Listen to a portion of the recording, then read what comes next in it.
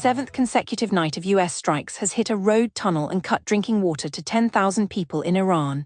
Ukraine's protests over the defense minister's dismissal have entered their second day, as President Zelensky tries to repair a separate rift with Poland. A federal judge has ruled that Meta can proceed with its AI-powered layoffs while a discrimination lawsuit heads to arbitration. And a Florida woman was issued a license plate that reads SQZ A55 and decided to keep it. I'm Lumina, and this is the Daily Dumpster Fire. The seventh consecutive night of U.S. airstrikes against Iran has expanded the targets set in a new direction, underground. CENTCOM said the strikes, which concluded at dawn Saturday, hit surveillance sites, military logistics infrastructure, underground weapons storage, and maritime capabilities across locations including Jask, Sirik, Bushehr, Bandar Abbas, Keshem Island, Avaz, Yazd, and La. Among the targets were bridges and a road tunnel, infrastructure that connects Iran's coastal military positions to its interior supply routes. The strikes are no longer just hitting what Iran uses to project power into the strait. They are hitting what Iran uses to move things around its own country. Iran's response has not slowed. Jordan said its air defenses intercepted 10 Iranian missiles early on Saturday, the kingdom's highest single-day intercept count of the July cycle, up from 3 the day before. Kuwait said it was intercepting Iranian drones and missiles through the morning, with attacks on army facilities and camps injuring an unspecified number of personnel. Iraqi air defenses shot down attack drones over Erbil. Air sirens sounded in Bahrain 5 times in a 12-hour span. The human cost is becoming harder to isolate. Iran's national water company said approximately 10,000 people across 20 villages have been left without drinking water. Iranian authorities said at least 46 people have been killed and more than 400 wounded in U.S. strikes since the two sides met in Switzerland on June 22, up from 38 reported a day earlier. The bridge strike on Friday alone killed 8 people. Shipping through the Strait of Hormuz has fallen to a 3-week low of just 8 transits recorded on Thursday, against a pre-war baseline of more than 100 vessels daily. A tanker taking the Oman side route sustained minor damage in an attack on Friday with no crew injuries. The geography of the conflict has expanded again. The strikes are now reaching Yazd, deep in central Iran.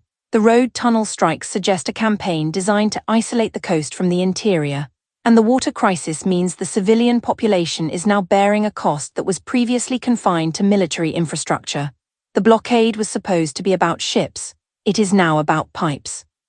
For a second day, thousands of Ukrainians have gathered outside the presidential office in Kyiv to protest the dismissal of former defense minister Mikhailo Fedorov, as President Volodymyr Zelensky tries to manage a crisis that is now operating on 2 fronts. The protests, which began on Friday after Fedorov was not reappointed in a surprise government reshuffle, have spread beyond Kyiv. Demonstrations were reported in Lviv, Odessa, and Dnipro on Saturday. Placards reading "Shame" and "For what?" have become a fixture outside the presidential administration building. Zelensky has defended his decision, saying he was forced to choose between sides when what I want most is unity.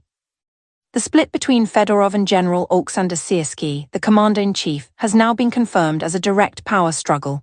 Fedorov admitted on Wednesday that he had pushed for Syrskyi to be replaced, a move Zelensky rejected. The former defense minister then held a press conference accusing Syrskyi of blocking ministry initiatives and, in his words, figuring out how to split the country instead of defeating Russia. The timing remains the story's cruelest detail. The dismissal came just as Kyiv appeared to be gaining advantages in the war. Ukraine's drone campaign against Russian logistics has been intensifying. A Ukrainian drone attack on a Wildberries logistics center in the town of Kotovsk in western Russia killed 7 people and wounded 24 on Saturday. More than 370 drones were launched towards Moscow overnight, with 64 intercepted on approach to the capital. Meanwhile, Zelensky has opened a second front in his diplomatic repair work. On Friday, he took steps to mend a rift with Poland over his decision in May to name a Ukrainian army unit in honor of Second World War fighters who killed Poles. Zelensky pledged to expand investigations into those killings and open intelligence files. Polish Prime Minister Donald Tusk responded on X that Poland was ready for a serious and friendly dialogue. The picture is of a wartime leader managing a cascade of fractures. A defense minister who built the drone program is now holding press conferences attacking his own general. The general is defending his record. The protests are growing. The Polish relationship needs repair.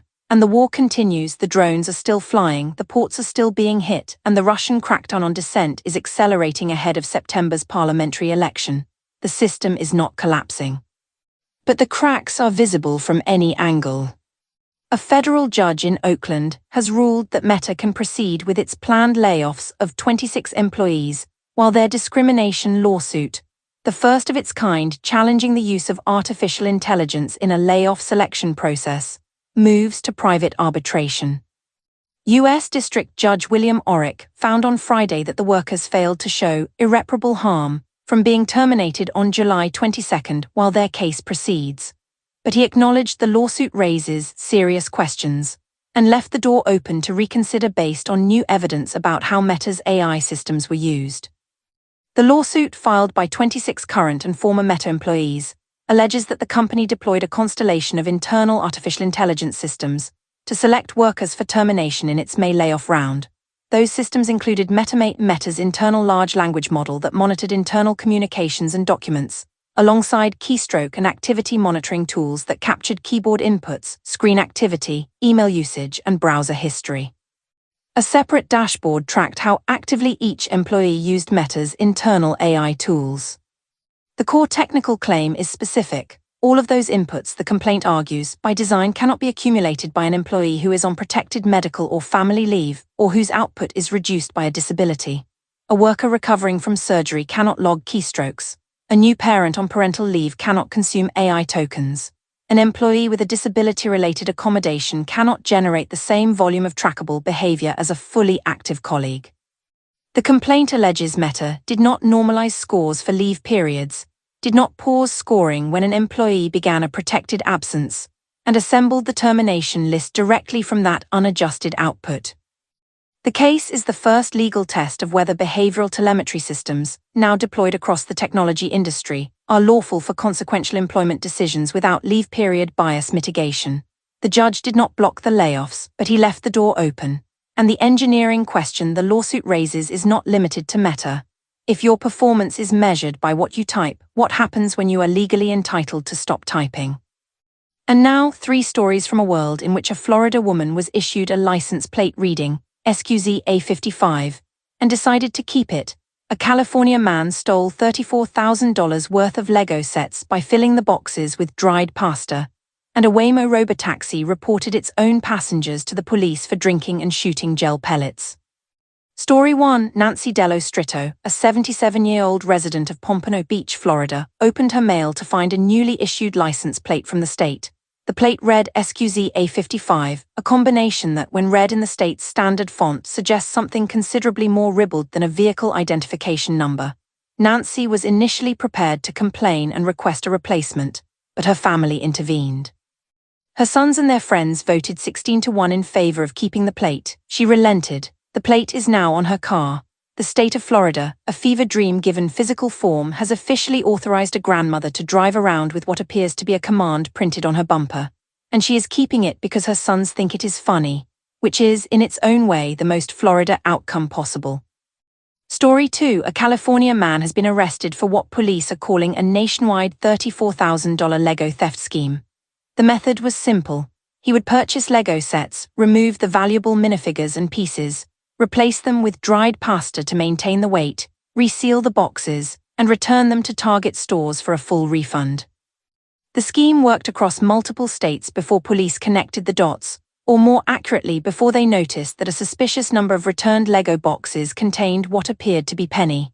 The man now faces charges that include grand theft. The pasta was not recovered. It is presumably still in a Target warehouse somewhere, waiting to be resold as a very disappointing building experience. Story 3. 2 teenagers in San Mateo, California, were detained by police after their Waymo robotaxi reported their behavior to company personnel. The vehicle's interior cameras captured a live feed of the 15-year-olds drinking and firing a gun that shot Orbeez gel pellets out of the window. A Waymo representative contacted police, told the passengers the car was having trouble, and disabled the vehicle until officers arrived. The teens cooperated and await charges. The story raises several questions, the most pressing of which is, what did they think the interior cameras were for? The car is a surveillance device on wheels. It has no loyalty to its passengers. It reported them to the authorities with the same mechanical detachment with which it would report a traffic jam. The future of policing is not more officers. It is a fleet of vehicles that will tell on you. Day 141. The strikes are reaching central Iran and the water is running out in 20 villages. The protests in Kiev are growing while the president tries to hold together a coalition that is fracturing in public. A judge has told 26 workers that they can be fired by an algorithm while they wait for a court to decide whether that was legal. And a grandmother is driving around Florida with a license plate that reads like a proposition. The connecting thread is not that the systems are failing. It is that nobody is pretending anymore that the systems were designed for people. The bridges are being cut to isolate the coast. The keystrokes are being counted to rank the workers. The car is reporting the passengers. And the license plate was issued by the state. The machinery was never neutral. It was just waiting for someone to stop looking.